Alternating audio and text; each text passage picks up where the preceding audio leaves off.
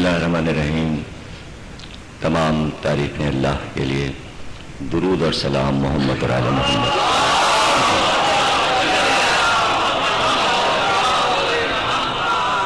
الوداع عشرے کی 7ویں تقریر عزاخانہ قصر مسیب میں عصمت ابو طالب کے موضوع پہ آپ حضرات سماعت فرما رہے ہیں. صلوات پڑھیں.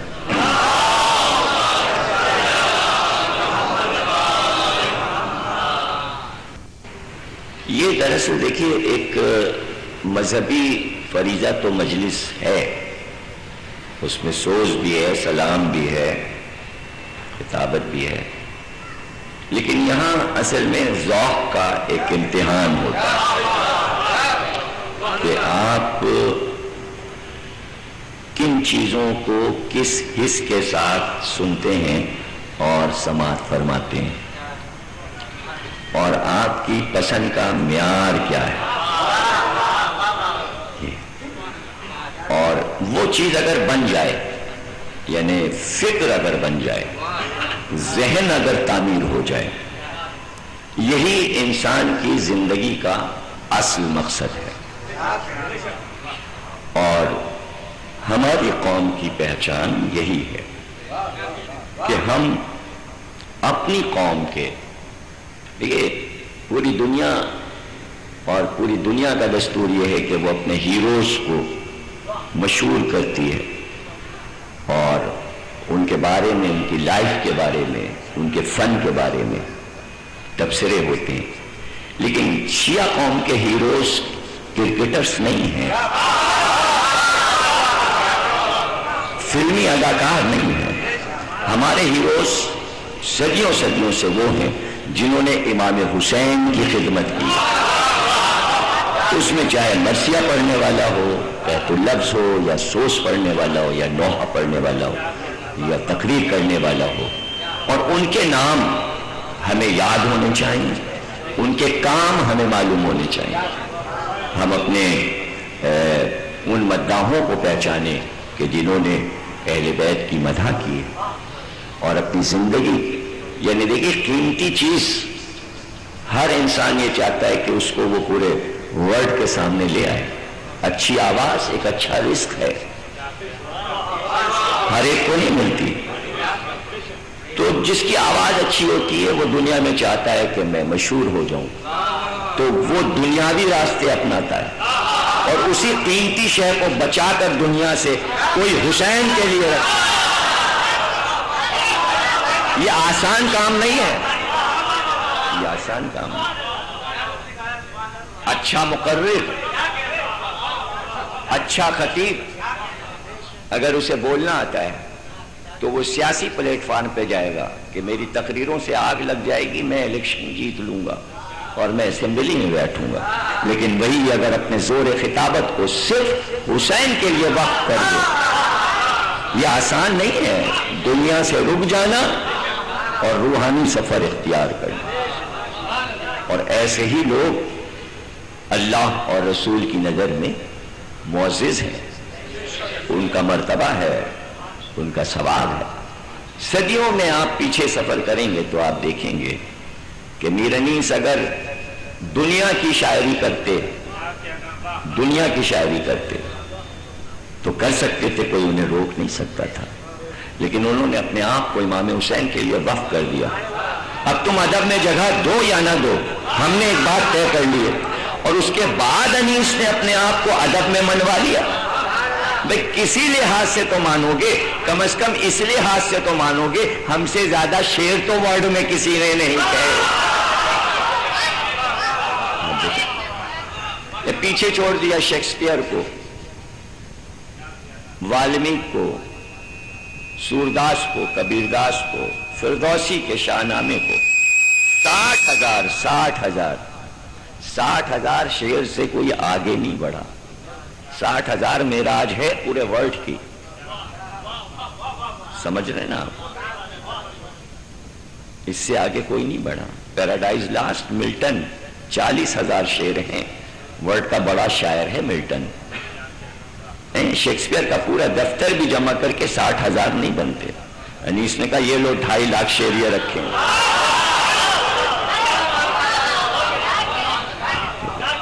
اب آؤ کرو اس سے کسی پہ مقابلہ کر لو. تو یہ ادھر سے مدد ہوتی ہے. تم ہمارے ہو گئے, تم نے دنیا کو چھوڑ دیا, شہرت بھی ملتی دولت بھی ملتی, لیکن تم نے ہمارے دربار کو پسند کیا, تم یہاں آئے, تم نے دنیا کو چھوڑ دیا, اب تم ہمارے ہو گئے. اب تم ہمارے ہو, اب جو ہماری عزت اور شہرت وہ تمہاری عزت ہے. بڑی بات ہے کہ کسی کا نام حسین کے نام کے ساتھ آ جائے. یہ آسان بات نہیں ہے کہ حسین اور علی کے ساتھ ان کے مداحوں کے نام بھی آئے. دربار ہو ان کا اور ذکر ہو مداحوں کا.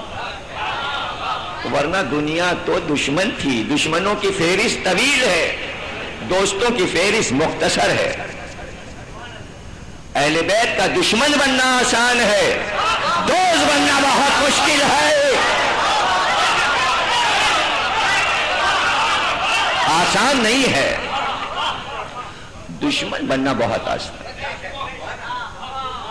دشمنی کے فارمولے بکھرے پڑے ہوئے ہیں سڑک پہ چلے. اور یہاں دوستی کا معیار یہ نہیں ہے کہ کلمہ پڑھے, مومن ہو, متقی ہو, پرہیزگار ہو. نہیں, دوستی کا معیار ان فارمولوں پہ نہیں پرکھا جاتا. یہاں مذہب نہیں دیکھا جاتا, مشرب نہیں دیکھا جاتا, فرقہ نہیں دیکھا جاتا. یہاں ایک پیمانہ ہے, محبت کتنی ہے, محبت کتنی. اب وہ ہندو ہو, پارسی ہو, یہودی ہو, عیسائی ہو, کہیں سے بھی آیا ہو, محبت ہے وہ ہمارا ہے. محبت اگر دل میں ہے تو وہ ہمارا ہے. اور حسین تو اتنے بڑے داتا ہیں, اور کہہ چکا ہوں میں بار بار تقریروں میں کہ قرآن میں آیات ہیں کہ جہاں اللہ کا حرم ہے, جہاں اللہ کا گھر ہے, جہاں اللہ کی مسجد ہے, وہاں نہ کافر آ سکتا ہے, نہ مشرک آ سکتا ہے, نہ ہندو آ سکتا ہے, نہ یہودی آ سکتا ہے, نہ عیسائی. حسین کا دربار کھلا, جس کا آگے چاہے.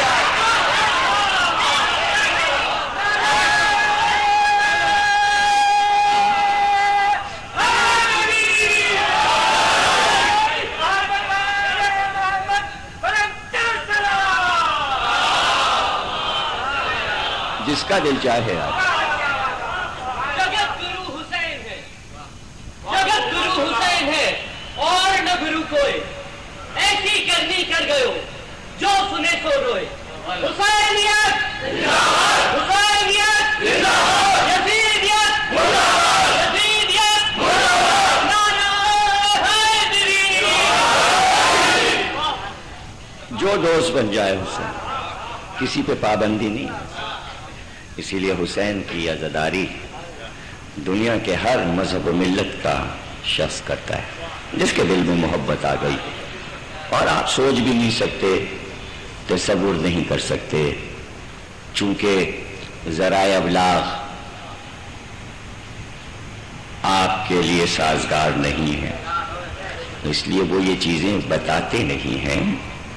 ورنہ آپ مطالعہ کریں اور دنیا کی سیر کریں تو آپ کو معلوم ہو کہ ہم یہ سمجھتے ہیں کہ ہم رضویہ میں بیٹھے ہیں, انچولی میں بیٹھے ہیں, ہم ہی حسین کے چاہنے والے. آپ تصور نہیں کر سکتے کہ مسلمانوں سے الگ ہٹ کے دنیا میں نکل جائیے, آپ تلاش کریں کیسے کیسے حسین کے چاہنے والے ہیں.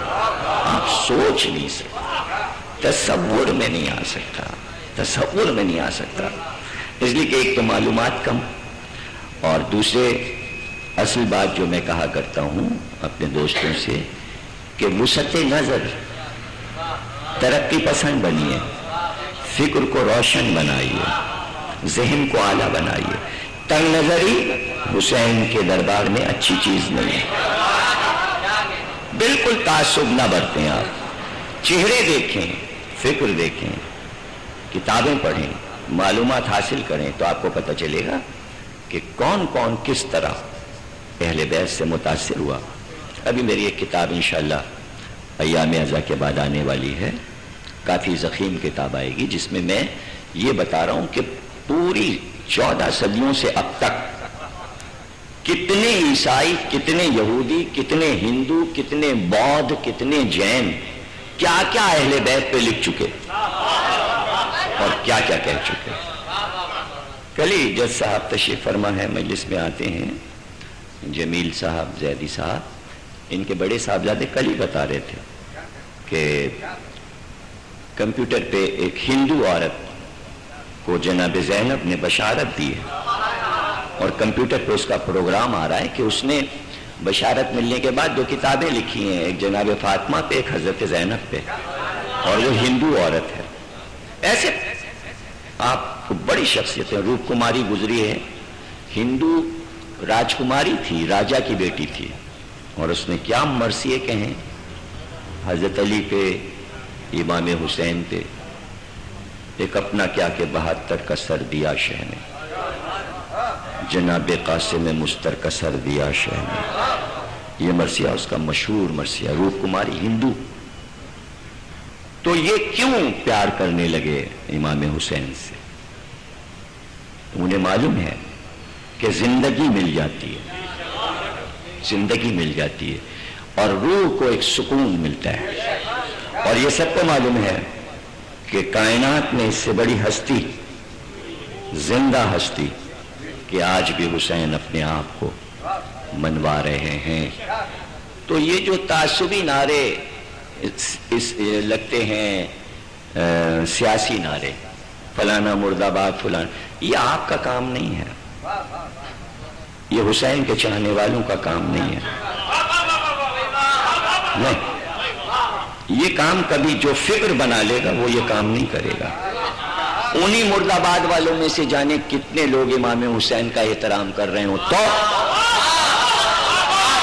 تو وہ آپ کی فکر دیکھیں گے، آپ کا ذوق دیکھیں گے، کہیں گے جاہل ہیں، یہ جاہل ہیں. ابھی اکتوبر میں UN نے، تمام اقوام عالم نے، اقوام متحدہ نے میٹنگ کی، اپنی مالیاتی میٹنگ جو کتنی اہم ہوتی ہے، اور اس میں سب نے مل کے یہ پاس کیا، لا بنا ہے، نیو یارک میں اخبار میں آیا کہ تمام اسلامی ملک حضرت علی کے طرز حکومت کو اپنا لیں تاکہ امن ہو مسلمانوں میں. یعنی ہمارے پاس تو ہے امن، تم میں آپس میں نہیں ہے.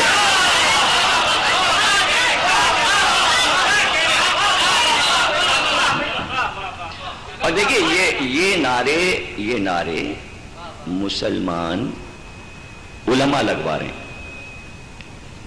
اور سیاسی علماء لگوا رہے ہیں اور نوجوانوں کو استعمال کر رہے ہیں. کیوں؟ آپ کو یہ پتہ ہے کیوں؟ اس لیے کہ تمام اسلامی سیاسی پارٹیاں جو ہیں آپ کے پاکستان میں، سب کا خرچہ امریکہ دیتا ہے. کہاں سے آتا ہے؟ کون دے رہا ہے؟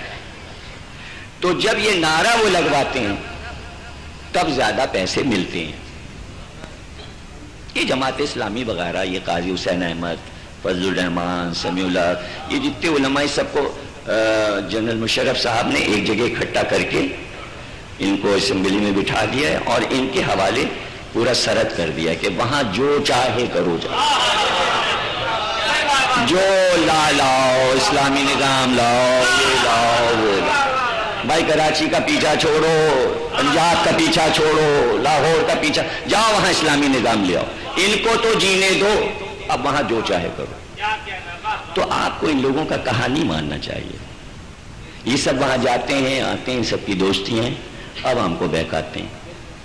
اچھا امریکہ کیا کہہ رہا ہے؟ امریکہ کہہ رہا ہے بھائی ہماری تو بڑے لوگوں سے دوستی ہے، عوام سے ہم سے کیا مطلب؟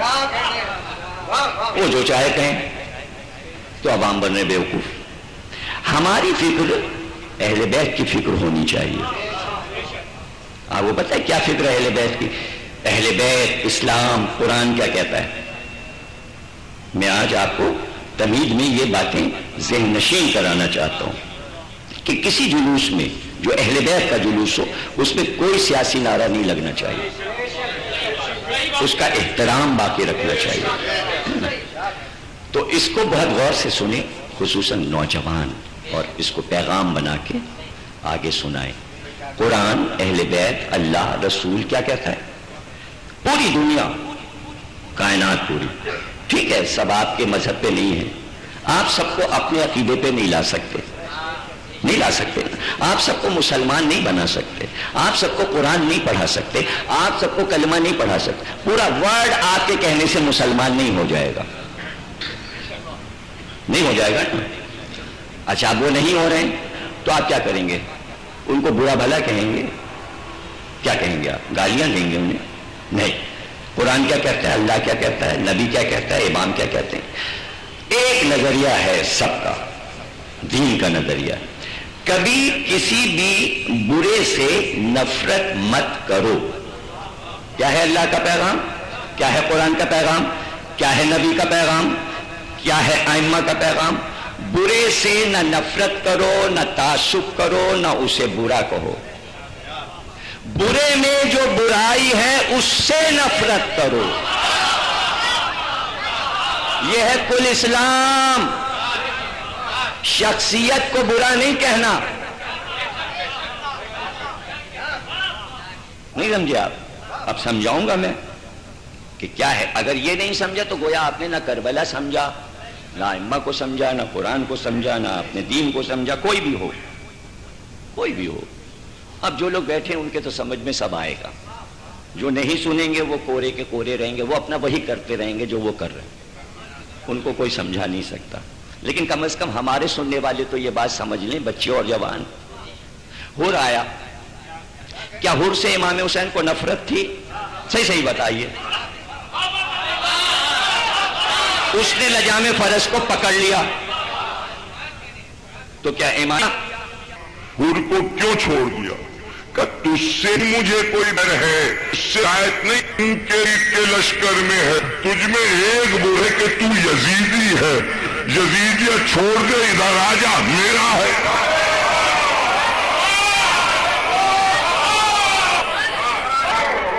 اس نے صبح عاشور یزیدیت چھوڑ دی، حسین نے گلے لگا لیا، تو اس سے تھوڑی نفرت تھی، یزیدیت سے نفرت ہے۔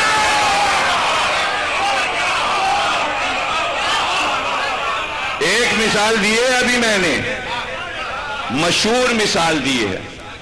اگر حر سے نفرت ہوتی حر کو قبول کر لیتے، تجھ میں جو برائی تھی وہ چھوڑ آیا، اب میرا برائی سے نفرت تھی، برے سے نفرت نہیں ہے۔ اب اسی کو بار بار سمجھتے رہیے۔ رسول اللہ جا رہے ہیں، ایک کافر عورت روز کوڑا پھینکتی ہے، کیا رسول اللہ اس عورت سے نفرت کریں گے؟ ایک دن نہیں پھینکا اس نے، کہا بھائی آج کوڑا کیوں نہیں آیا؟ کہا وہ بیمار ہو گئی، کہا ہم عیادت کو جائیں گے۔ برے سے نفرت نہیں ہے، برا اگر بیمار بھی ہو جائے اور کافر ہے تو نبی عیادت کو جائے گا۔ اب جب نبی پہنچے تو وہ ڈر گئی، اس نے کہا انتقام لینے اب آئے جبکہ میں بیمار ہوں، کہا عیادت کو آیا ہوں، انتقام کو تھوڑی آیا ہوں۔ کہا اگر یہی اسلام ہے تو لا الہ الا اللہ، ہو گئی مسلمان، ہو گئی نبی کی، برائی چھوڑ دی، اب کوڑا نہیں پھینک رہی، اب نبی کی ہو گئی۔ سروں پہ مومنوں کے کوڑا پھینکنا یہ برائی ہے۔ اب بھی نہیں سمجھے آپ؟ برائی چھوڑ دو، ہمارے ہو۔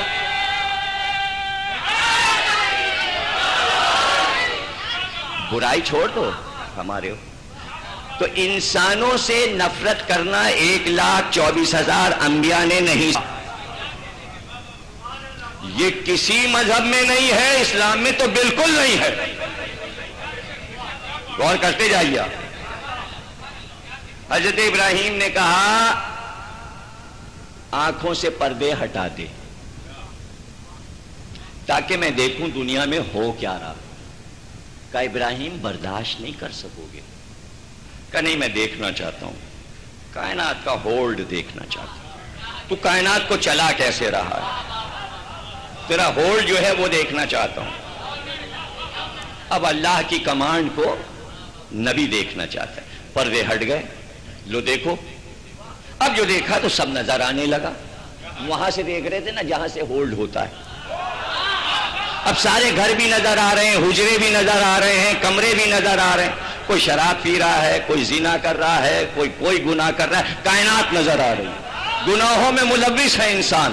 اور ابراہیم کوستے جاتے, ارے یہ کیا کر رہا ہے, خدا اسے غارت کرے, موت آئے اس کو. ایک زنا کر رہا تھا کہ یہ بھی مر جائے, ایک شراب پی رہا تھا کہ یہ بھی مر جائے, ایک جھوٹ بول رہا تھا کہ یہ بھی مر جائے, ایک بت پوج رہا تھا کہ یہ بھی مر جائے. اللہ نے کہا سب کو مار ڈالو گے, کیا میرے انسانوں کو اب رہنے نہیں دو گے؟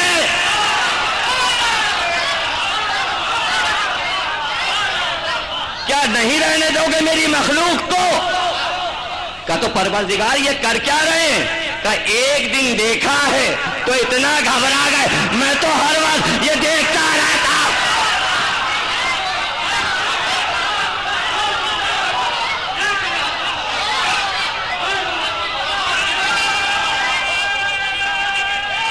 میں تو سب دیکھ رہا ہوں. تو ذرا سی بات پہ مار ڈالوں تو پھر دنیا میں رہے گا کون؟ پھر وہی واپس جائے گا کہ میں تھا اور تنہائی تھی. تو کیا پھر واپس چلا جاؤں حدیث قدسی سے پہلے کے ماحول میں, عالم ہو میں, کائنات کو ختم کر دوں؟ کا تو پروردگار کا یہ تھوڑی طریقہ ہے ابراہیم, بس دیکھ چکے تم برداشت نہیں کر سکتے. تو اب اس واقعے سے کیا پتا چلا آپ کو؟ کیا پتا چلا؟ اس سے پتا چلا جو ہم بار بار پڑھتے ہیں, بسم اللہ الرحمن الرحیم. رحیم بھی ہے, رحمان بھی ہے, رحیم بھی ہے, رحمان بھی. اب معنی سمجھ میں آئے؟ رحمان و رحیم نہ ہوتا تو ایک گناہگار دنیا میں زندہ نہیں رہ سکتا تھا.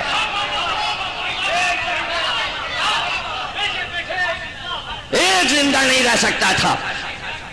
یعنی دین پہ جو نہ چلتا اس پہ موت طاری کر دی جاتی کہ اللہ کا سرکش بندہ ہے. سب سرکش بندے اور سب جی رہے ہیں, سب کو ہم رزق دے رہے ہیں.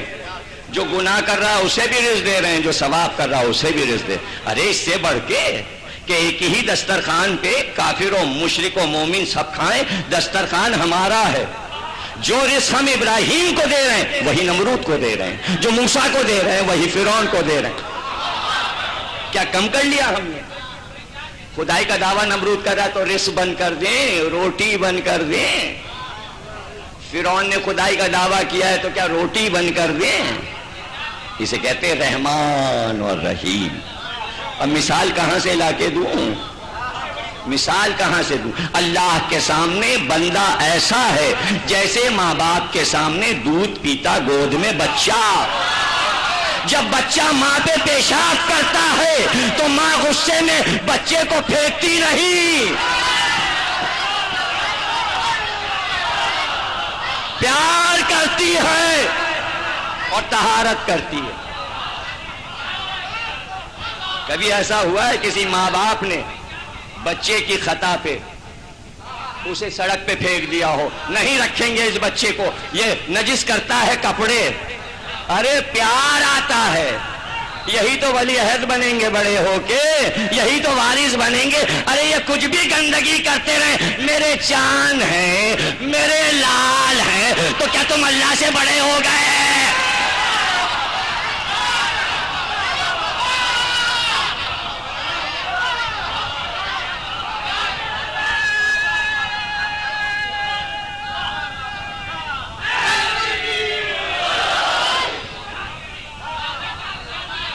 رحمان و رحیم.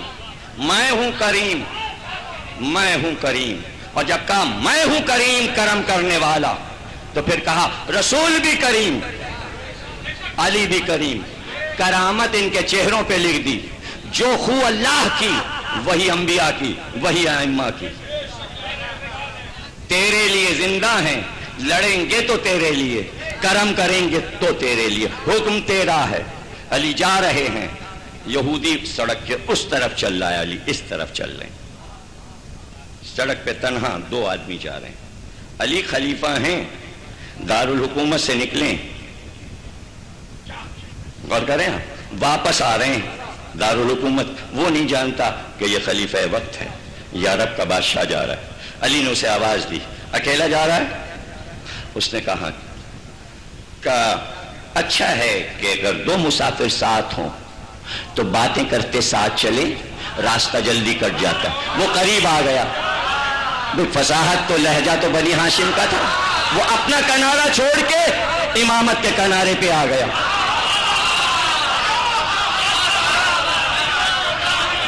جب وہ قریب آیا علی نے ہاتھ تھام لیا کہ ہم اور تم باتیں کرتے چلیں گے، راستہ جلدی گزر جائے گا، جب تمہاری منزل آ جائے تو بتا دینا، ہم تمہیں وہاں تک پہنچا دیں گے۔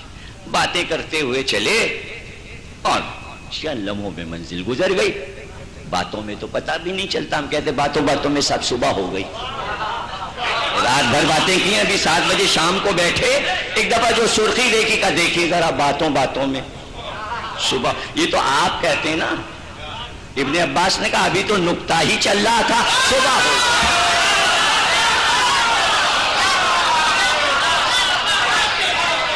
تو علم کا سفر ہو یا زمین کا سفر ہو، باتوں میں جلدی سفر کٹ جائے۔ سفر کٹ گیا، اس نے کہا کہ میری منزل آ گئی، کہا چل تجھے گھر تک پہنچا دوں۔ ایک بار مخاطب ہو، اس نے کہا میں بھی عجیب خود غرض ہوں، آپ بھی مسافر میں بھی مسافر، آپ نے میری منزل تو پوچھی اور مجھے یہاں تک پہنچ، میں تو یہ پوچھنے ہی بھول گیا آپ کی منزل کہاں ہے،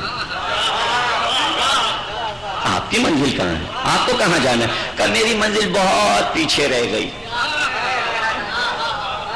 کہ آپ کی منزل پیچھے رہ گئی، پھر آپ یہاں تک کیوں آئے؟ کہ تم نے سفر میں ساتھ دیا تھا، یہ کیسے ہو سکتا ہے میں بیچ میں تجھے چھوڑ کے چلا جاتا اور اکیلا تجھے منزل کی طرف، تو میں نے چاہا پہلے تجھے پہنچا دوں پھر واپس آ کے میں اپنی منزل پہ چلا جاؤں گا۔ کہا آپ کون ہیں؟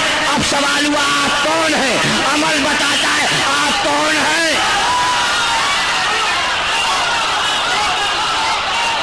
آپ کون ہیں؟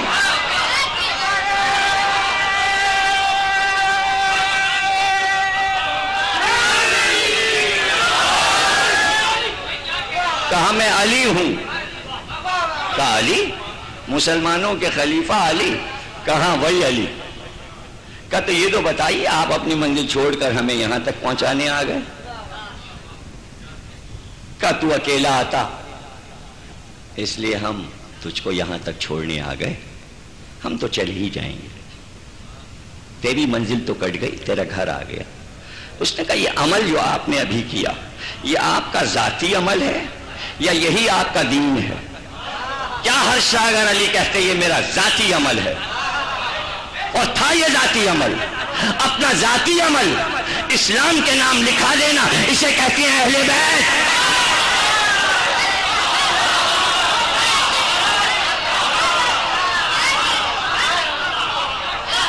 بھائی یہ آسان باتیں نہیں ہیں۔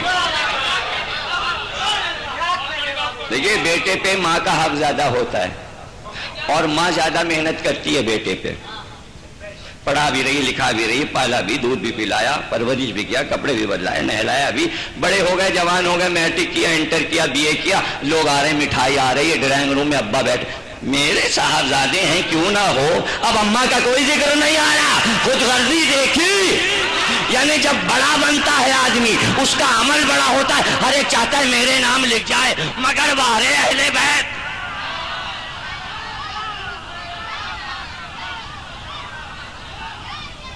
بارے اہل بیت بڑے سے بڑا عمل کیا اور اللہ کے نام لکھ جائے، یہ ہے اہل بیت۔ اور اسے بھی چھوڑ دیجئے، بیٹے پالے حسن اور حسین، قرآن میں آیت آ گئی ابنانا، تو ہمیشہ کہا فرزند رسول، یعنی بچے بھی دین کے نام لکھ دیے، وارے علی وارے علی۔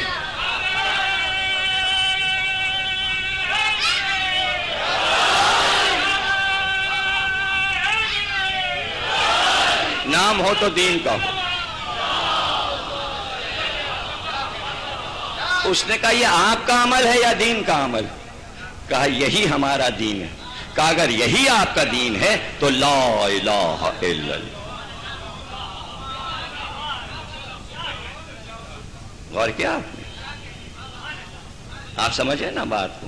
ہمیں انسانوں کو دور نہیں ہٹانا ہے، اتنا قریب لاؤ کہ وہ تمہارے دین کو سمجھیں، ورنہ اکثریت انہی کی ہے.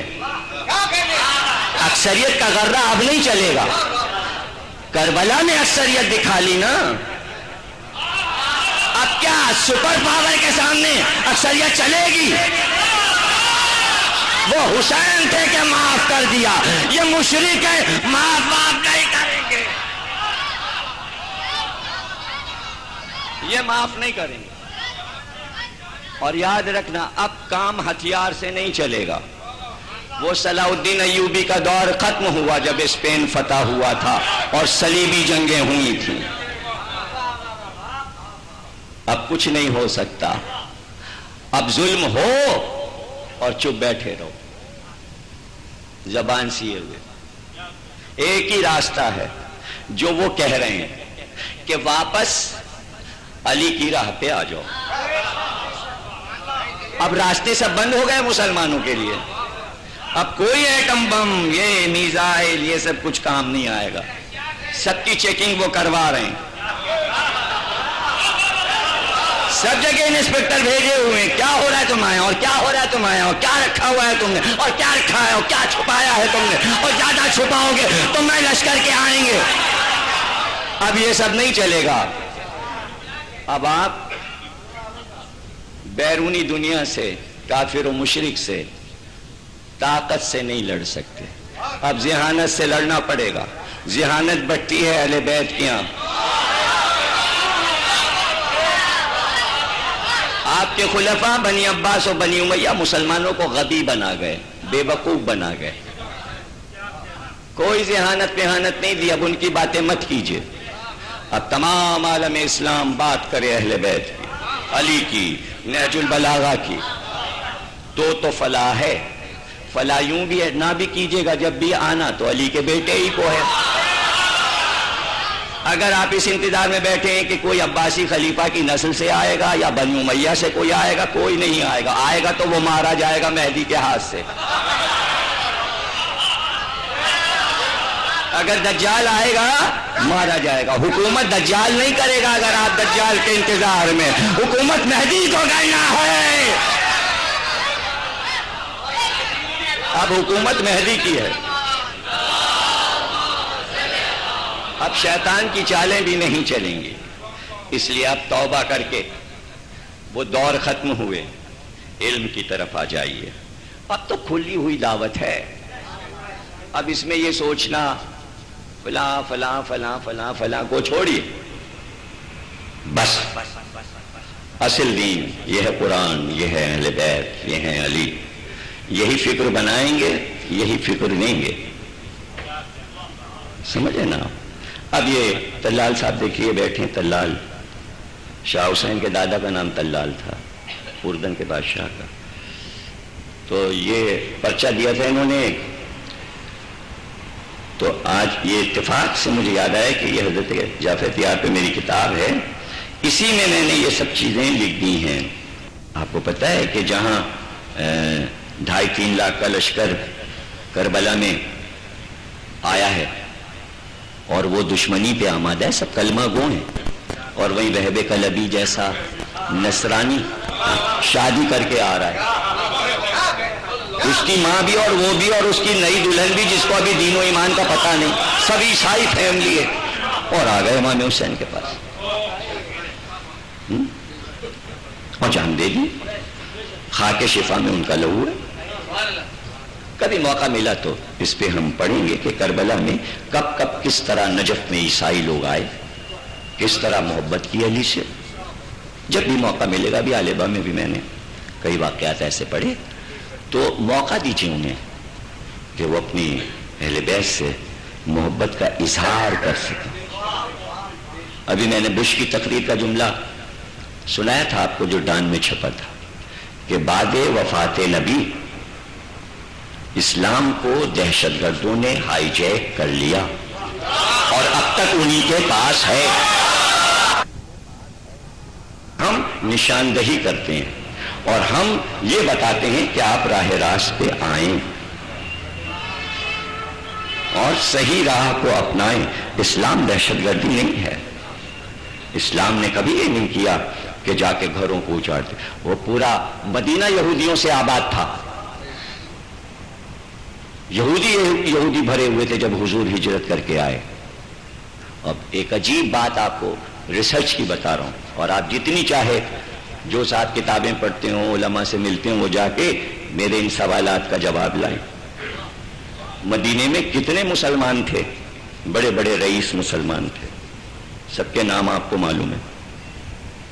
لیکن کسی کے گھر، کسی مسلمان صحابی کے گھر کبھی جناب سیدہ نہیں گئی. ریسرچ کا جملہ دے رہا ہوں، ڈھونڈ کے لاؤ. کسی کے گھر کبھی نہیں گئی. 18 برس کی زندگی مدینے میں گزری. کوئی دعویٰ مسلمان نہیں کر سکتا میرے یہاں رسول کی بیٹی آئی تھی. لیکن یہودی سردار آیا اور کہا میری بیٹی کی شادی ہے، میں چاہتا ہوں آپ کی بیٹی میرے گھر آئے. یہ فقر کم ہے؟ یہ فقر ان کا کم ہے؟ اور رسول اللہ کہتے کہ جب وہ مسلمانوں کے گھر کبھی نہیں گئیں تو تیرے یہاں کیسے آ سکتی ہیں؟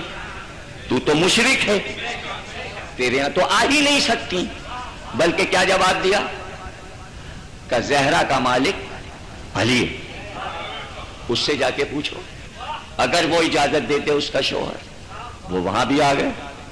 کہ وہ خود مختار ہیں اگر وہ خود چاہیں. دیکھیے ایک دوسرے کو اختیارات بتا رہے ہیں کہ یہاں اختیارات کس کے کیا کیا ہیں اللہ کی بارگاہ میں. اور یہی ہوا کہ جب بابا آئیں گے تو میں ان سے پوچھوں گی.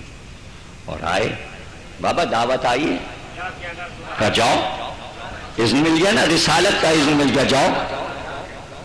تو اب جواب میں کیا کہا؟ کیسے جاؤں؟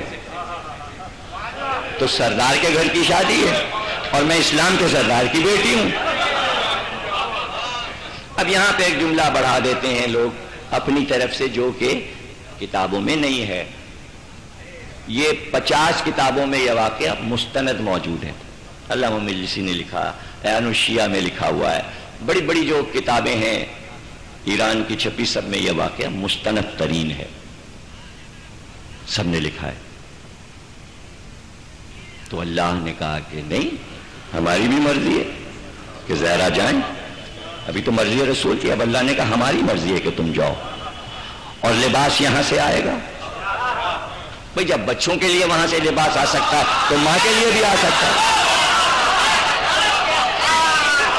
لباس آیا، لباس آیا. حشم و خزم، جاؤ حشمت کے ساتھ جاؤ. غلام، حوریں، ہماری، اہتمام، نقیب، جبریل امی موجود. جلوس کے ساتھ جاؤ، اہتمام سے جاؤ. تو مستند ترین علماء نے لکھا ہے کہ جس وقت سواری اتری بی بی کی اور تشریف لائیں تو تمام یہودی عورتیں سجدے میں گر گئیں. سجدے میں گر گئیں جناب سیدہ کو دیکھ کر. یہ سجدے میں گر گئیں. ہوش نہ رہا. سب کو ہوش آیا، دلہن مر گئی. اور کیا دلہن مر گئی. شور ہو گیا، دلہن مر گئی. بیوی نے 2 رکعت نماز پڑھی اور دعا کی، پروردگار اس کو زندگی عطا کر. ایسا نہ ہو کہ تیرے رسول کی بیٹی کے آنے کی وجہ سے یہ کہیں کہ اس کی آمد کی وجہ سے دلہن مر گئی. وہ اٹھ گئی، کلمہ پڑھتی ہوئی اٹھ گئی. اس نے جو کچھ دیکھا وہ بھی بتا دیا. اس نے بتا دیا. اگر بی بی قریب آتی اور صرف اتنا کہتی میں نبی کی بیٹی ہوں، میں حکم دیتی ہوں تو زندہ اٹھ جا، تو وہ اٹھ جاتی. صرف ٹھوکر لگاتی، اٹھ جا، میرے حکم سے اٹھ جا، زندہ ہو جاتی. وضو کیا، مصلی بچھایا، نماز پڑھی، اسے کیا کہتے ہیں؟ اسے کہتے ہیں تبلیغ دین۔ اب سمجھ میں آیا کہ یہودی کیا کیوں جاؤ؟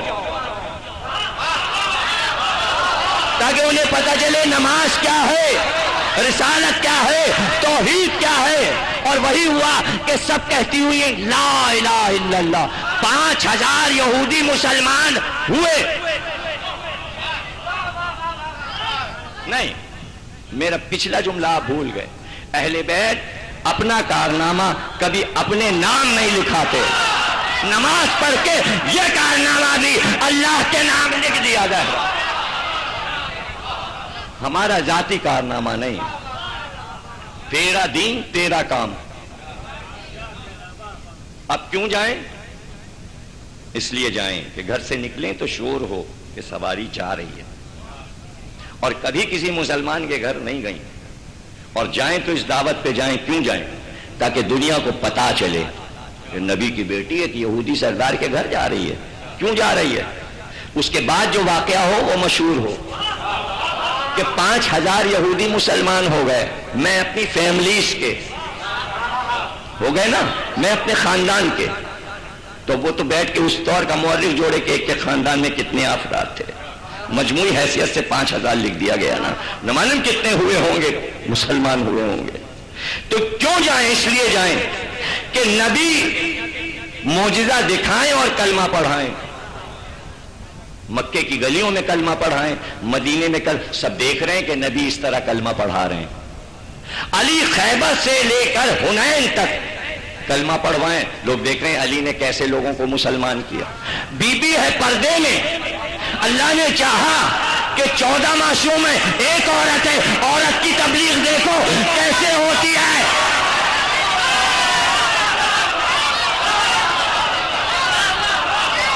منصب ہے، عہدہ ہے، شریک رسالت ہے، جو نبی کا کام وہی زہرا کا کام۔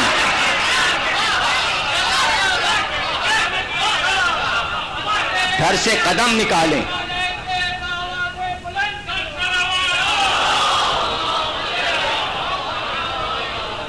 اب جملہ دے دوں، ایک کام کا جملہ ہے، جلدی سے کہہ کے نکل جاؤں۔ اسلامی عورت اگر گھر سے نکلے تو ہزاروں کو کلمہ پڑھوا کے آئے، نہ کہ مسلمانوں کو کٹوا کے آئے۔ بڑا الزام ہے یورپ اور امریکہ کا کہ اسلامیوں نے عورت کو دبا کے رکھا ہے، عورت کا کوئی مقام نہیں، یہ بڑا الزام ہے۔ ارے اس الزام کا پتا تھا اللہ کو کہ اسلام پہ مشرک اور یہودی اور نصرانی الزام دیں گے، چونکہ عورت کے لیے پردہ رکھا اسلام نے، اس لیے پردے کو کرش کرنے کے لیے یہ الزام اسلام کو دیں گے، یہ تو عورتوں کو دبا کے رکھتے ہیں۔ اس لیے اللہ نے اپنے پیغمبر کو بیٹے دے کے واپس لیا کہ صرف بیٹی دیں گے، اور پھر دیکھنا کہ کائنات میں ایک بیٹی کی وجہ سے پورا مذہب چلے گا۔ کچھ نہیں سمجھ رہے ہیں آپ، بہت سے لوگ تو یوں ہی بیٹھے ہیں۔ ایک بیٹی، آج دین باقی ہے ایک بیٹی کی وجہ سے۔ اب جملہ آپ کا امتحان ہے، آج آپ کا امتحان لے رہا ہوں میں ذہنی طور پہ، ہے نا، اب پھر امتحان لے رہا ہوں اس جملے سے۔ اگر نبی لا ولد رہ جاتا، ایک بیٹی بھی نہ ہوتی، تو کیا یہ دین ہوتا؟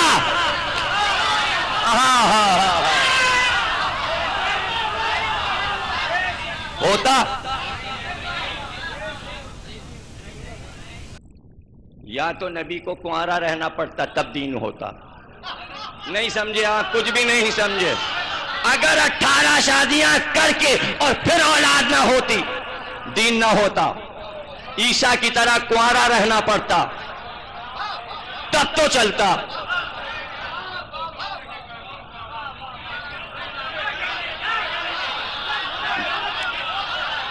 تو چلتا۔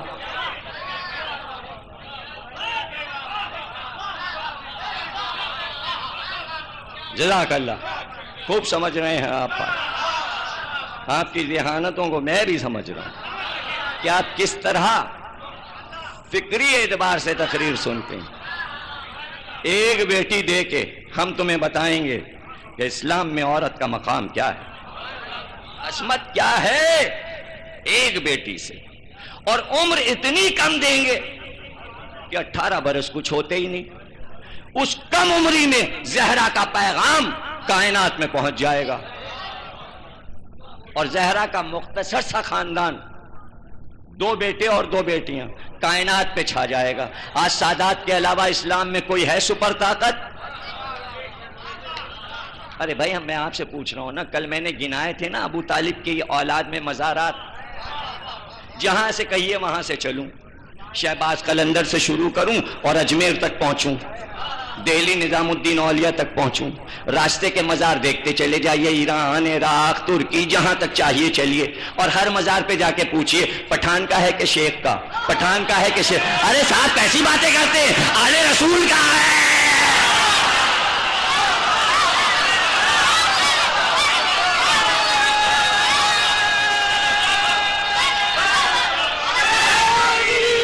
کس کی اولاد؟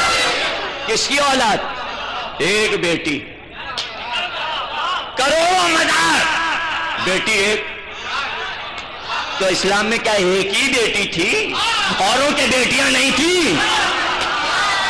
بیٹیاں تو سب کے تھی نا. تو درخت 2 طرح کے ہوتے ہیں، ایک لگتا ہے اور سوکھ جاتا ہے، اور ایک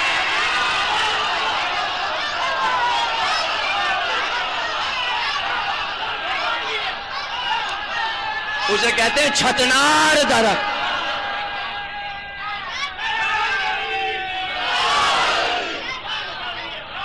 چھتنار درخت ہیں. اور اگر صدیوں کسی درخت کی فصل چلانا ہو تو ایک اور ترکیب ہوتی ہے، لیکن اس کے لیے باغبان اچھا ہونا چاہیے، ورنہ کام نہیں چلے گا. مثلا قلمی آم ہے، دسہری ہے، کھجری ہے، فجری ہے، یہ قیمتی آم ہوتے ہیں. فصل دیتے رہے دیتے رہے دیتے رہے، اب درخت میں فصل نہیں، بور ہی نہیں آ رہا. پتے ہیں، شاخیں ہیں، بور نہیں آ رہا، پھل نہیں آ رہا، پھول ہی نہیں آ رہا، تو پھل کیسے آئے گا؟ کیا کریں کیا کریں؟ اب کوئی ماہر باغبان کو بلایا، کہا صاحب اس کی شاخ کٹے گی اور وہ الگ گملے میں لگے گی، پھر جب وہ ہری ہوگی تو وہاں سے نکالی جائے گی، اس کو پیمند کاری کہتے ہیں. اسی درخت میں اس شاخ کو جوڑ کے مٹی لیپ کے اس پہ بوری باندھ کے رسیوں سے باندھ دیا جائے گا، پھر وہ ہری ہوگی، پھر ایک شاخ نکلے گی، یہ درخت خشک ہو جائے گا، یہ پورا درخت بن جائے گا. پھر جو پھل آئے گا پہلے والے پھل سے زیادہ شیریں ہوگا. نبوت کا درخت 1,00,000 فصلیں دے کے اب جو رکا تو فصلیں نہیں تھی اور پھل آ رہے تھے میٹھے. اب کیا ہوتا؟ باغبان نے دیکھا، ایک شاخ نکالی، کعبے کے گملے میں لگائی.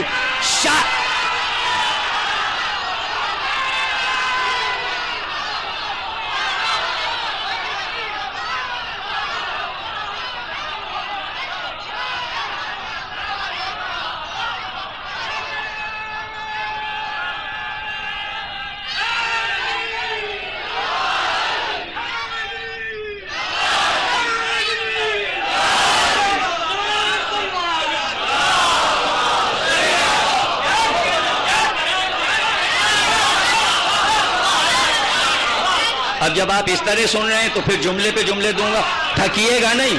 اب جملہ سن لیجئے، اگلا جملہ سن لیجئے.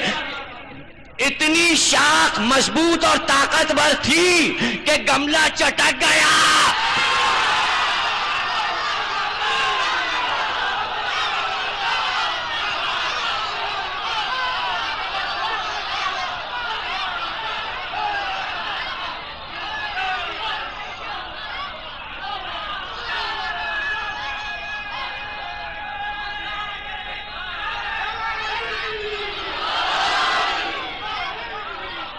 باغبان نے اس شاخ کو درخت میں لگایا تو جو شاخ درخت میں لگتی ہے جسے پیمن کاری کہتے ہیں، اسے عربی لغت میں درخت سے شاخ کو ملانے کو عربی میں کہتے ہیں بطول.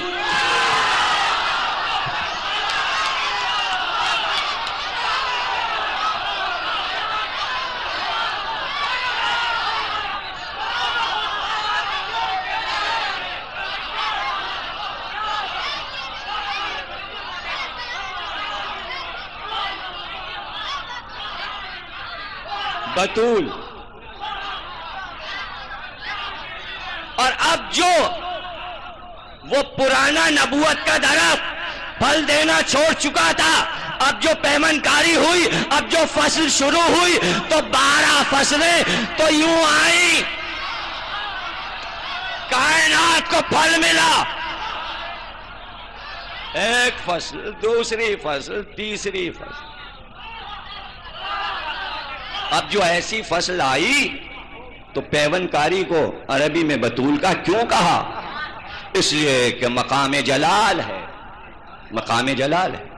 और कहीं अर्ज कर चुका हूं, अभी अय्याम अज़ा में दोहरा रहा हूं 2 जुमले, कि अल्लाह जब कसम खाता है तो उसके कसम खाने के 4 तरीके हैं, और आप भी उसी तरह खाते हैं।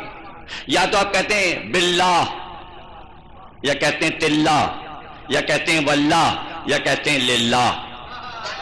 4 ही तरीके हैं कसम खाने के। अजी वल्लाह, वल्लाह बिल्लाह, तौबा तिल्ला है ना, अल्लाह भी कसम खाता है। बिल्लाह है, तिल्लाह है, वल्लाह है, लिल्लाह है। अब चारों के पहले हुरूफ ले लीजिए। बिल्लाह का बे, तिल्लाह का ते, वल्लाह का वाव, लिल्लाह का लाम, बतूल।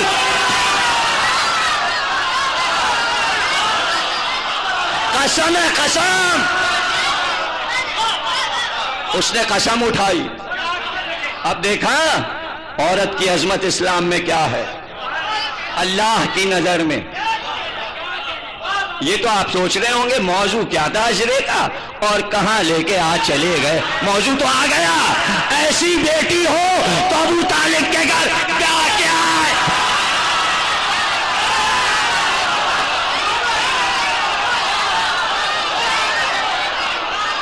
अबू तालिब की खिदमत।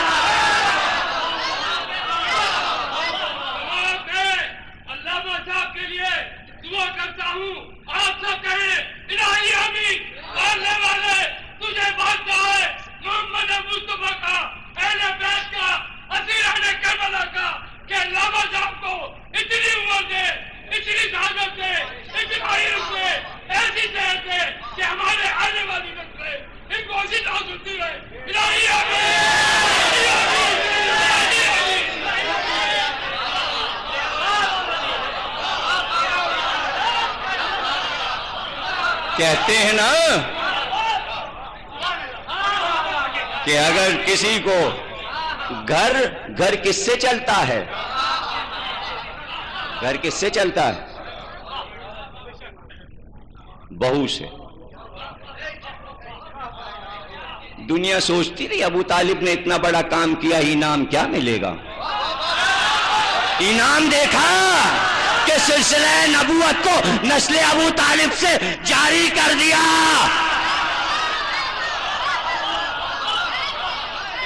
यह है सिला अबू तालिब का, यह सिला है अबू तालिब। अब जैसे किसी की सबाने हयात पढ़ते हैं, अभी तक तो मैं दलाइल दे रहा था, 7वीं तकरीर हो गई। अब कल से इंशाअल्लाह हम ये बताएंगे अबू तालिब की औलाद मौजू में आएगा ना, तो आज मौजू शुरू कर रहा हूं, कल कामिल करूंगा मौजू। अबू तालिब की 6 औलादें। सबसे बड़ी बेटी कुन्नियत उम्मे हानी, नाम फातिमा। छोटी बेटी रीता। पहला बेटा तालिब जो हुजूर के हम उम्र, एक ही साल दोनों पैदा हुए। जिस साल नबी पैदा हुए अब्दुल्लाह के यहाँ, उसी साल तालिब पैदा हुए अबू तालिब के यहाँ। तालिब के 10 साल के बाद अकील पैदा हुए। अकील के 10 साल के बाद जाफर पैदा हुए। जाफर के 10 साल के बाद अली पैदा हुए। जब अली दावत ज़ुलशीरा में 10 बरस के हैं तो जाफर 20 के, अकील 30 के, तालिब 40 के, नबी भी 40 के।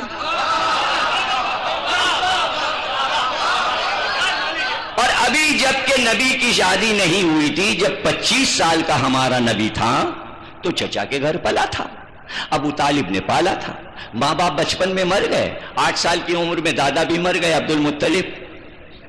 तो नबी कहां पले? अबू तालिब के यहाँ।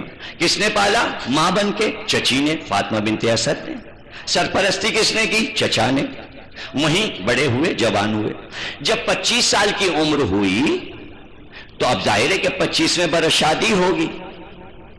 تو ابو طالب کی بیٹی ام ہانی دیکھا بھتیجے نے کہ چچا کی 2 بیٹیاں ہیں، مجھے پالا ہے. یہ اکثر ہوتا ہے چچا بھتیجے کو پال لے اور چچا کے کوئی بیٹی ہو تو وہ باہر شادی نہیں کرتا، پہلے رشتہ گھر ہی میں دیتا ہے کہ احسان ان کا ہے. ایسا نہ ہو کہ ہم نے احسان کیا، پڑھایا لکھایا، شادی کہیں اور میم لے آئے لندن سے، گھر میں لڑکیاں بیٹھی رہ گئیں. بھائی یہ تہذیب کے خلاف بات ہے نا. تو نبی تو خلق عظیم کا مالک ہے، 40 میں اسے نبوت کا اعلان کرنا ہے. پہلا احسان اس پہ چچا کا ہو رہا ہے. اگر وہی احسان نہیں مانتا پھر دنیا پہ کیا احسان کرے گا وہ؟ اسے تو محسن انسانیت بننا ہے، اور احسان ہے چچا کا تو وہ کیا کرے گا؟ اس نے چچا سے کہا میں آپ کی بیٹی سے شادی کرنا چاہتا ہوں. محمد نے پہلا رشتہ ام ہانی کو دیا. ابو طالب سے چچا سے کہا میں آپ کی بیٹی ام ہانی سے شادی کرنا چاہتا ہوں. ابو طالب نے منع کر دیا، کہا میں تمہارے ساتھ اپنی بیٹی کی شادی نہیں کروں گا. اب بھتیجے کی کیا مجال کہ ضد کرے؟ اب رشتوں میں یہ ہوتا ہے، منع ہو جائے تو پھر آپ کیا کر سکتے ہیں؟ ابھی کیا کریں گے آپ؟ اور پھر چچا بزرگ سرپرست محسن منع کر دیا، بھتیجا چپ ہو گیا. اور یہ بھی دیکھا محمد نے کہ رشتہ آیا. حضرت ابو طالب کی جو ننیال تھی، یعنی ابو طالب کی جو ماں ہیں وہ فاطمہ مخزومیہ ہیں. عبداللہ اور ابو طالب کی والدہ گرامی فاطمہ مخزومیہ ہیں، قبیلہ بنی مخزوم کی. تو اب دادی کے بھائی کے گھر کا ایک لڑکا حبیرہ تھا، اس کا رشتہ آیا، وہ بھانجا ہوتا تھا ابو طالب کا. اس سے ام ہانی کی شادی کر دی. ام ہانی رخصت ہو کے وہاں چلی گئیں. 4 بیٹے ان کے ہوئے، 2 بیٹیاں ہوئیں. بعد میں جب علی خلیفہ بنے تو کئی جگہوں کا گورنر اپنے بھانجوں کو حضرت علی نے بنایا تھا،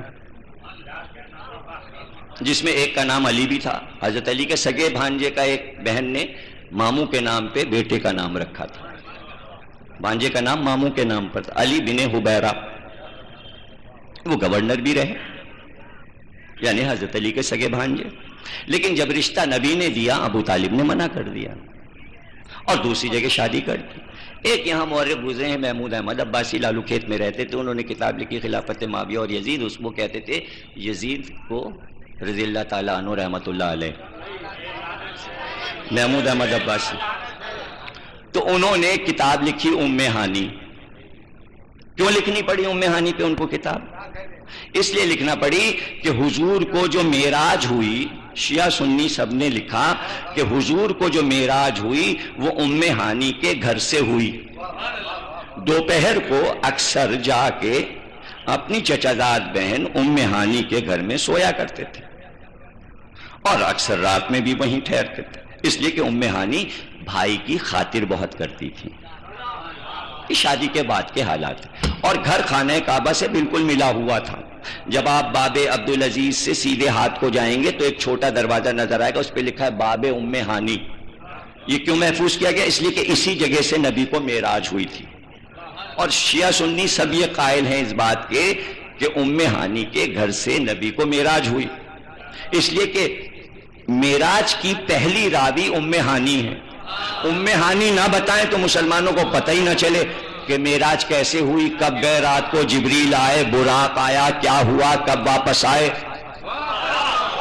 پہلی راویہ ہے ام ہانی. یعنی ابو طالب کی بیٹی تصدیق کر رہی ہے معراج کی، تو پہلی صدیقہ کون؟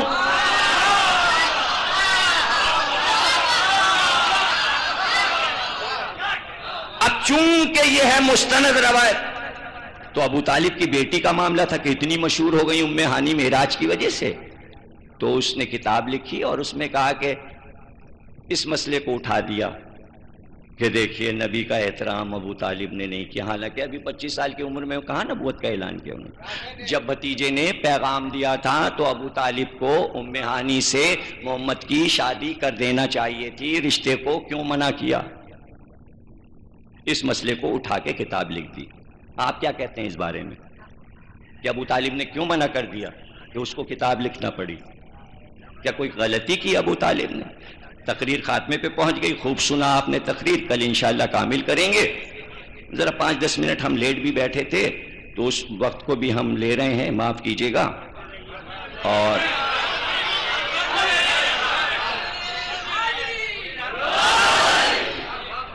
اس واقعے کے بعد پتہ، وہ کیا جانے عباسی ہے، وہ اس کو کیا پتا، کوئی معرفت رکھتا تھا. یہ ابھی تو کہہ چکا تمہید میں، جو یزید کا دوست ہوگا نہ اس کے پاس عقل ہوگی، نہ علم ہوگا، نہ ادب ہوگا، اور اس کا انجام بھی اسی کے ساتھ ہوگا. وہ تو انجام وہی ہوگا جو اگر ایک پتھر کو بھی امام بنا لے گا تو وہ پتھر کے ساتھ ہی محشور ہوگا. یہ آیت ہے قرآن کی، تو وہ اس کے ساتھ ہوگا. اور وہاں کہاں فکر؟ اب میں آپ کو فکر دے رہا ہوں. اب یہاں پہ یہ بات پتہ چلی کہ ابو طالب مستقبل بھی دیکھتے ہیں، صدیاں دیکھتے ہیں، دین کیسے بنے گا، اسلام کیسے بنے گا، اللہ کی کیا مرضی ہے، اللہ کیا کرنے والا ہے. اگر ام ہانی کی شادی ابو طالب محمد سے کر دیتے اور ایک بیٹی ہوتی تو وہ بیٹی علی کی سگی بھانجی ہوتی. سگے ماموں سے بھانجی کی شادی اسلام میں ہو نہیں سکتی. ابو طالب نے صدیاں دیکھی.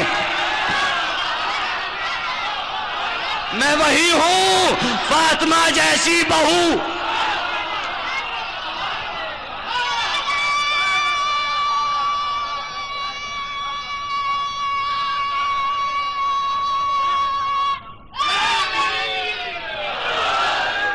ابو طالب نے منع کر دیا. بھائی تو یہ تو دیکھو کہ بھائی لڑکی والا منع کرے گا تو اس میں آپ کوئی اعتراض نہیں کر سکتے. پھر کچھ سمجھا رہا ہوں. دیکھیے کوئی بیٹی والا بیٹے والے سے کہے اور بیٹے والا منع کر دے تو وہ مجرم ہے. لڑکے والا اگر منع کرے تو مجرم ہے وہ. اس نے بیٹی کی ناقدری کی، یہ اسلام میں نہیں ہے، مجرم ہے وہ. لیکن اگر بیٹی والا، بھائی بیٹی والا تو کمزور ہوتا ہے، وہ تو دوڑ کے رشتہ کرتا ہے. یہ ابو طالب کی بڑائی ہے، یہ بڑائی ہے. اتنا بڑا داماد محمد جیسا.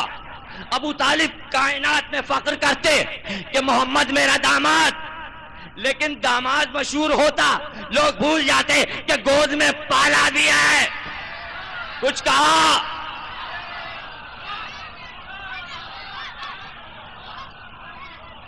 توجہ توجہ، ابھی دیکھیں، ابھی پھر غور کیجئے گا. نہیں، کیا کیا دیکھا ابو طالب نے، کیا کیا دیکھا. اب یہ جملے آپ اٹھا نہیں پائیں گے اس کا بار جو میں کہنے جا رہا ہوں. ابو طالب نے یہ دیکھا کہ اگر میں نے اپنی بیٹی محمد کو دے دی تو عرب کے بہت سے لوگ اپنی بیٹیاں دیں گے تو ان بیٹیوں کے باپ اور میں برابر ہو جائیں.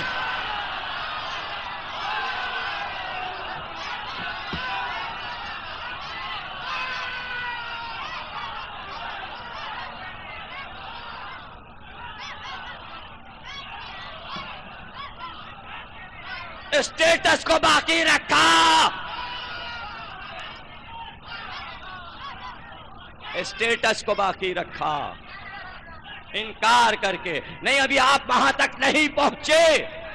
ابو طالب کو معلوم تھا کہ ایک بہو کو چھوڑ کے، خدیجہ کو چھوڑ کر جو کچھ ہونے والا ہے اس سارے حصے میں میری بیٹی بھی شامل ہو جائے گی. جبکہ میدان جنگ بھی سامنے ابو طالب نے اپنے بچا لیا.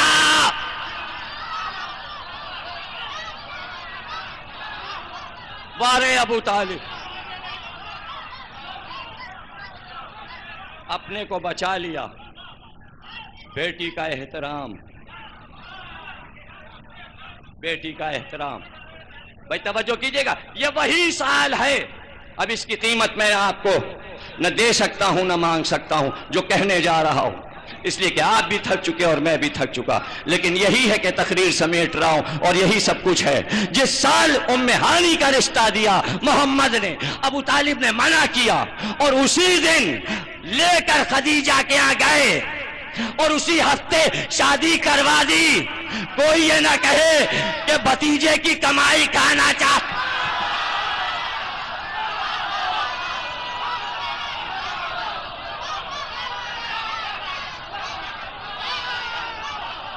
کوئی دنیا میں یہ کر سکتا ہے کہ اپنی بیٹی کا رشتہ آئے اس کو منع کر کے دوسرے قبیلے کی بیٹی لائے؟ اس لیے کہ صدیوں کو ابو طالب نے دیکھا کہ خدیجہ میری بہو بن کے آئے، اور جب بیٹی ہو تو فاطمہ ہو، اور خدیجہ یا ام ہانی معصومہ نہیں، مجھے معصومہ بہو چاہیے.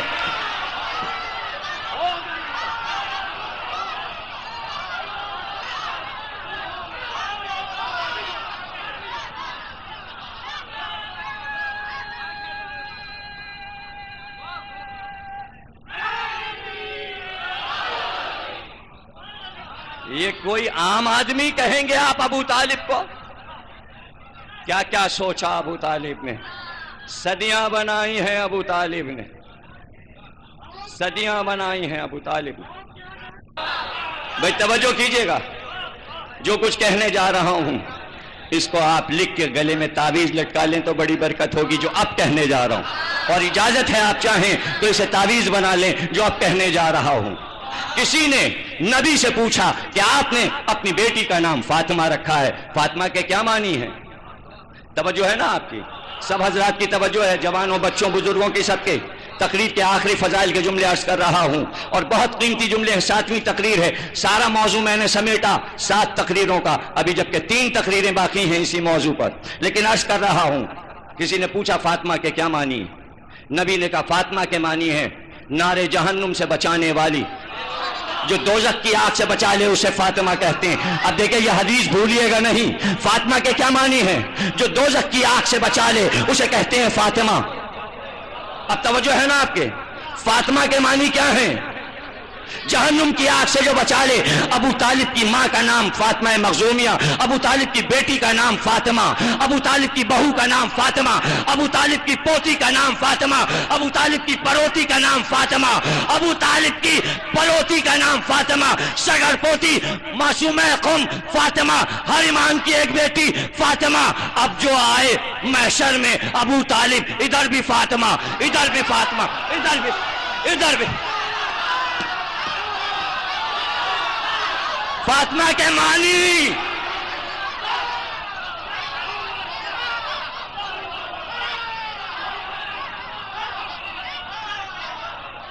اب جو محشر میں ابو طالب آئے، فاطمہ بنت اسد، ماں فاطمہ مخزومیہ، بہو فاطمہ زہرا، بیٹیاں پوتیاں سب کے نام فاطمہ، فاطمہ صغرا، فاطمہ کبریٰ. ایک آئے تو چاروں طرف فاطمہ ہی فاطمہ ہو. ایک فاطمہ نارے جہنم سے بچا لے، ابو طالب کے ساتھ اتنی فاطمہ. ایک بیٹی، نبی کی ایک بیٹی فاطمہ، اور ابو طالب کے گھر میں دلہن بن کے آئی. کیا ہے اسٹیٹس ابو طالب کا؟ کیا ہے اسٹیٹس؟ اور ایک رشتہ سمجھا دوں آپ کو. ایک کا بیٹا ہو اور ایک کی بیٹی ہو تو آپس میں دونوں کیا رشتہ دار ہوتے ہیں؟ سمدھی کہلاتے ہیں. ابو طالب کو اس پہ ناز ہے کہ رسالت سمدھی، بیٹا ان کا بیٹی ان کی، اور یہ سمدھی کا رشتہ باقی کب رہتا ہے؟ ٹوٹ جاتا ہے اگر اولاد نہیں ہوتی. نہ ہوتے حسن اور حسین تو یہ رشتہ ختم تھا، یہ رشتہ نہیں تھا. حسن اور حسین نے اس رشتے کو مستحکم کر دیا. بہت سمدھی بنے تھے سب،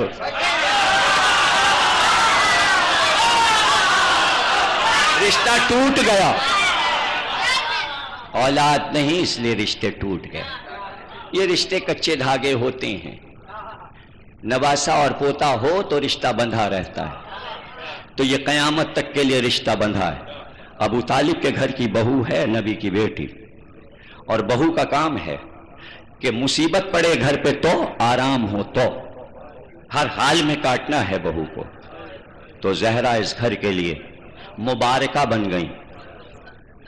خوشیاں کیا ملتی، یہ کم خوشیاں تھیں کہ ملک جھولا جھولانے آئے، ملک کپڑے لے کے آئے، ملک چکی پیسے۔ یہی تھی خوشیاں کہ کبھی سورہ دہر آئے، کبھی آیا تطہیر آئے، کبھی مائدہ نازل ہو۔ یہ تھی خوشیاں کہ عید کے دن بچوں کے کپڑے آ گئے، ورنہ اس گھر میں تو غم کے سوا کیا ملا۔ اور پھر زہرا کو تو ایسا غم ملا کہ جس کا سلسلہ اب تک ختم نہ ہوا، جس کا گھر ہی کربلا میں اجڑ جائے، اس کے لیے اب کیا خوشی، کیا خوشی۔ ہاں اطلاع تو ملی علی اکبر مارے گئے، جنت میں تھی زہرا، قاسم بھی مارے گئے، لیکن میں نے وعدہ کیا تھا جامعہ سبتین میں کہ اس روایت کو کبھی عرض کریں گے، مختصر عرض کیا تھا۔ طیبہ نام کی ایک حور اب جو چلی تو کچھ چھپائے ہوئے گود میں چلی۔ جنت کا یہ واقعہ، زہرا نے پوچھا طیبہ چھپا کے کیا لے جاتی ہے؟ کہا بی بی آپ کو کیا بتاؤں، یہ ایک ننھے بچے کا لاشا ہے۔ کہا کون ہے یہ؟ کہا آپ کا پوتا علی اصغر۔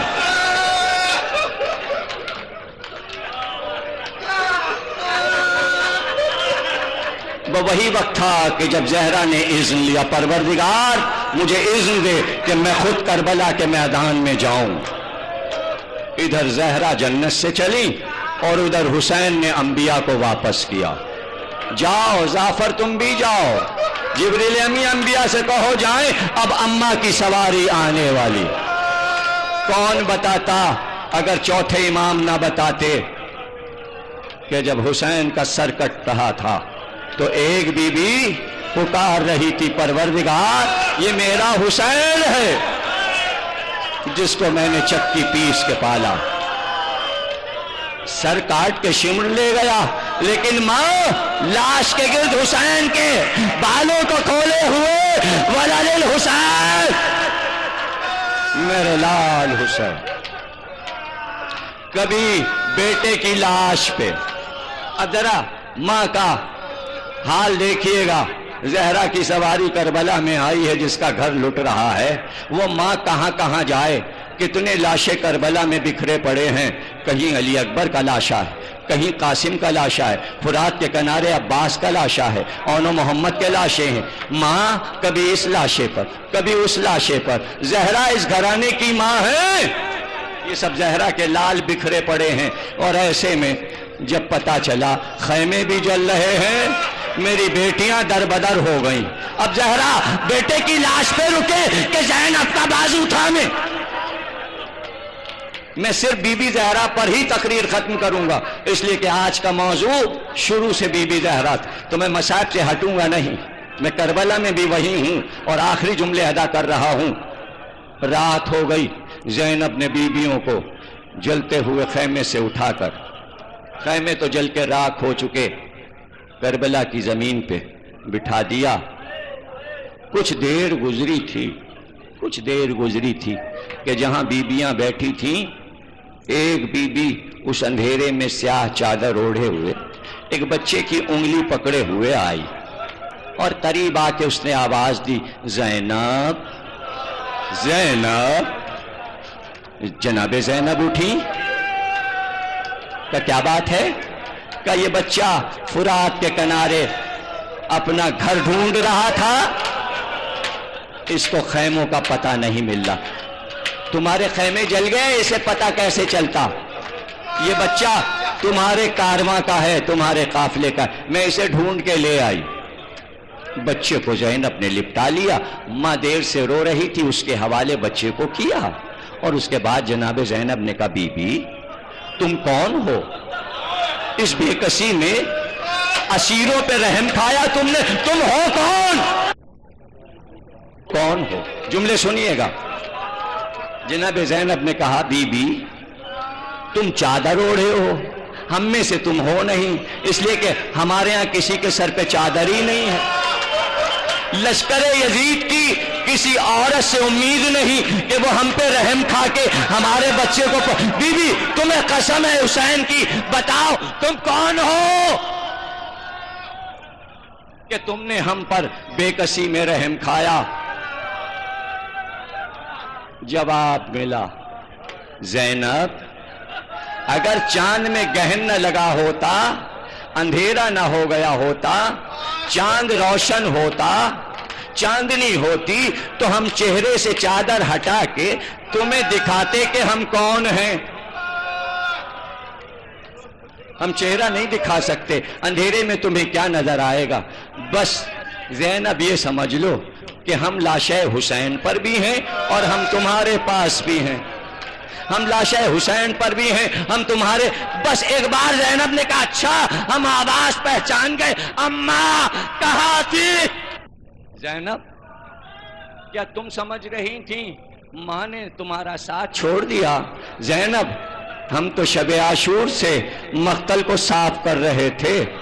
اے زینب اندھیرا بہت ہے، ہم تمہیں کیسے بتائیں، سر حسین ہماری گود میں کٹا ہے، ہمارے کپڑے لہو بھرے ہیں زینب، میرے لال کا لہو میرے کپڑوں پہ ہے۔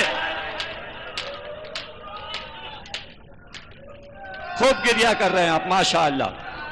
بی بی زہرا شہزادی کا ذکر ہے۔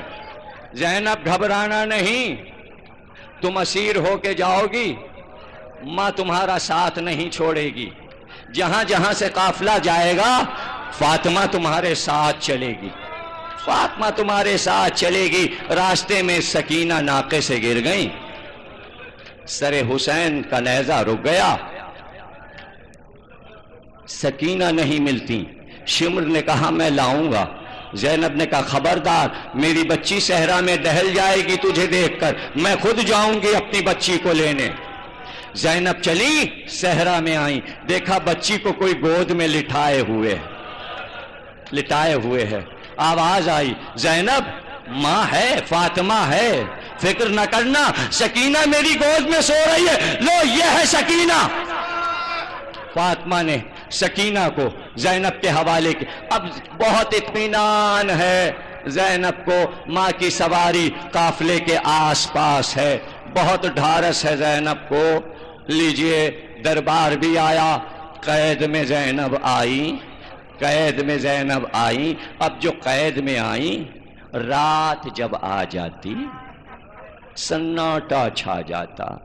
ایک دن دربان آیا اور اس نے کہا سید سجاد، رات کو جب آدھی رات گزر جاتی، یہ سامنے جو قید خانے کے سامنے جو دروازہ ہے، یہ جو درخت لگا ہوا ہے، اس کے نیچے ایک بی بی آ کے روتی ہے اور بہت یاد کرتی ہے حسین کو۔ اے سید سجاد زمانہ بہت خراب ہے، حاکم کو اگر پتہ چل گیا کہ ہم نے اسیروں کو آزاد کر دیا ہے رات کو، تو ہم کو پھانسی پہ چڑھا دے گا، ہماری زندگی ختم ہو جائے گی۔ اے سید سجاد بیویوں سے منع کر دو کہ قید خانے سے نہ نکلا کریں۔ ایک بار رو کر کہا سید سجاد نے، قید خانے کے دروازے میں تو قفل لگا دیتا ہے تو، اور ہماری کوئی بیوی باہر جا کیسے سکتی ہے، سب تو قیدی ہیں۔ کہ نہیں سید سجاد اندر جا کے پوچھ لو، کوئی بیوی گرمی سے گھبرا کے باہر تو نہیں آتی اور آ کے اس درخت کے نیچے بیٹھ جاتی ہے؟ اچھا ہم پوچھتے ہیں۔ زنجیروں کو سنبھالے ہوئے آئے، کہا پھوپھی اماں جب آدھی رات آتی ہے کیا ہم میں سے کوئی بیوی نکل کے سامنے کے درخت کے نیچے بیٹھ جاتی ہے، قید خانے کے دروازے کے؟ کہا نہیں سید سجاد ایسا کیسے ہو سکتا ہے، ہم باہر کیسے جا سکتے ہیں، دروازہ تو بند رہتا ہے، اس میں تو قفل رہتا ہے۔ کہا پھوپھی اماں دربان یہ کہتا ہے کہ کوئی بیوی، حیرت سے نہ دیکھو آخری تو جملہ کہہ رہا ہوں، قیامت کی روایت ہے، کبھی کبھی پڑھتا ہوں، مقتل کی عظیم الشان روایت ہے، اور تم خود سمجھو کہ کیا میں پڑھوں گا، آخر میں پیٹنے کا مقام ہے۔ بی بی زینب نے کہا ہم میں سے کوئی نہیں جاتا، کون جا کے روئے گا ہائے حسین کہہ کر، ہم تو باہر نہیں جاتے، ہم میں سے تو کوئی نہیں جاتا۔ سید سجاد نے دربان سے کہا کہ ہم قسم کھانے کو تیار ہیں، ہم میں سے تو کوئی نہیں جاتا۔ تو ایک بار دربان نے کہا سید سجاد یہ بی بی جو بول رہی ہے اس سے آواز ملتی ہے اس بی بی کی، کہ یہ تو میری پھوپھی زینب ہے۔ دربان نے کہا جب یہ بی بی روتی ہے قید خانے میں تو اس کے رونے کی آواز اور اس بی بی کے رونے کی آواز ایک ہے۔ آخری جملہ تقریر کا، آخری جملہ تقریر کا. ایک بار زینب خود بڑھی اور کہا دربان ہم نے تیری گفتگو سن لی، اب جب رات آ جائے اور وہ بی بی درخت کے نیچے آئے اور جب رونے کی صدا آئے تو ہم کو اطلاع کرنا، ہم دروازے پہ آ کے اس سے خود پوچھیں گے تو ہے کون. رات آئی، رونے کی صدا آئی، دربان پکارا کہ وہ بی بی رو رہی ہے. زینب دروازے پہ آئی، آواز سنی اور ایک بار پکار کے کہا اماں اس طرح نہ رویا کرو، اے اماں. آئے حسین